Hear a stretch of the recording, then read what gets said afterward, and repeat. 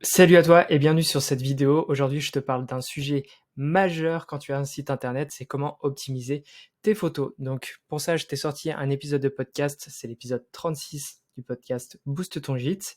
Et dedans, je te donne des conseils pour mieux alléger tes photos, à quoi ça sert et qu'est-ce que ça corrige.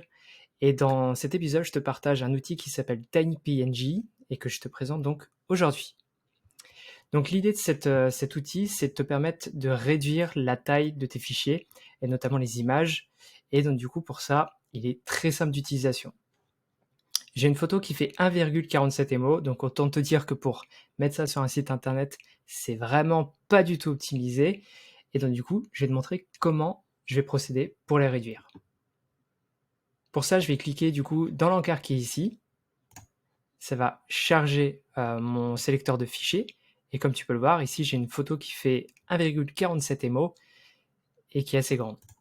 Donc, si je veux pas réduire sa taille, mais juste son poids, et bien du coup, j'ai juste à la glisser dans l'outil et il va commencer à la convertir.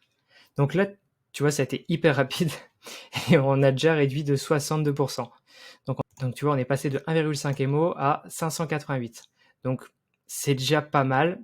Pour ce type de fichier, c'est quand même mieux d'avoir des images qui sont encore plus réduites que ça. Généralement, si tu arrives à tomber en dessous les 300, c'est vraiment très très bien. Donc là, il te reste plus qu'à faire download. Et donc du coup, il va te récupérer ta nouvelle photo. Avec moi, si je l'ouvre, elle est quand même bien conservée. Il ne l'a pas détruite en termes de qualité. Donc il a fait du bon boulot. Si j'ouvre les deux côte à côte, eh ben, on se rend compte d'une seule chose, c'est que la couleur a un peu été modifiée. Je pensais pas que ça le ferait, et du coup c'est une bonne surprise. Dans cet outil, tu peux charger jusqu'à 20 images en même temps, jusqu'à 5 MO chacune, donc du coup tu as de la marge. Généralement quand tu as un appareil, un type réflexe par exemple, tu vas prendre une photo, ça va faire du 4 MO à peu près, donc du coup tu as franchement de la marge. Ça va changer quoi d'avoir une image réduite en termes de poids?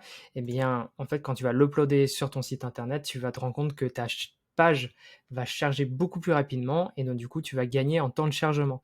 Et le temps de chargement, comme je te l'explique dans l'épisode du podcast, c'est hyper important pour la qualité d'utilisation de ton site internet et donc pour tes utilisateurs.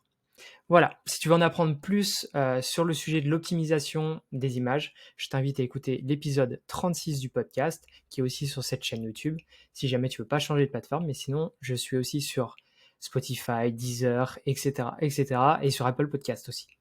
Voilà, je te souhaite une très belle journée, et je te dis à très vite.